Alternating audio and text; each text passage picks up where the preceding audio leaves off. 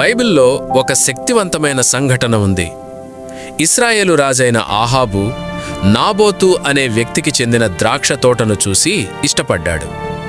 ఆహాబు అతనితో ఇలా అన్నాడు, నీ ద్రాక్ష తోట నాకివ్వు, దానికి బదులుగా మంచి తోట ఇస్తాను లేదా డబ్బు ఇస్తాను.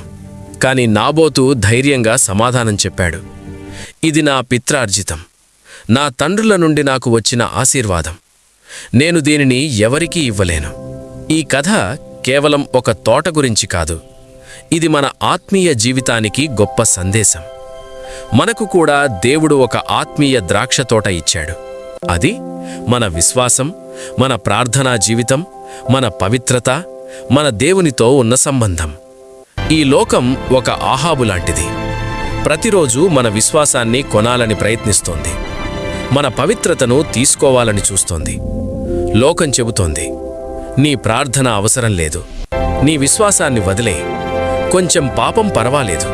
కానీ నిజమైన విశ్వాసి ఇలా చెప్పాలి, నా విశ్వాసం నా పిత్రార్జితం, నా పవిత్రత దేవుడిచ్చిన వరం, నేను దీనిని ఎవరికీ అమ్మను. పరీక్షలు రావచ్చు, ప్రలోభాలు ఎదురవ్వచ్చు, కానీ మన ఆత్మీయ ద్రాక్ష తోటను కాపాడుకోవడం మన బాధ్యత. ఈరోజు మనల్ని మనం ప్రశ్నించుకుందాం, నేను నా విశ్వాసాన్ని లోకానికి అమ్మేస్తున్నానా, లేక నాబోతులాగా స్థిరంగా నిలబడుతున్నానా? ప్రభువు మనకిచ్చిన విశ్వాసం, అది అమూల్యమైన ఆత్మీయ పిత్రార్జితం. ఎంత ఒత్తిడి వచ్చినా, ఎంత ఆకర్షణ వచ్చినా, ప్రభువా, నేను నా ఆత్మీయ ద్రాక్ష తోటను అమ్మను అని చెప్పే ధైర్యం మనకు ఉండాలి.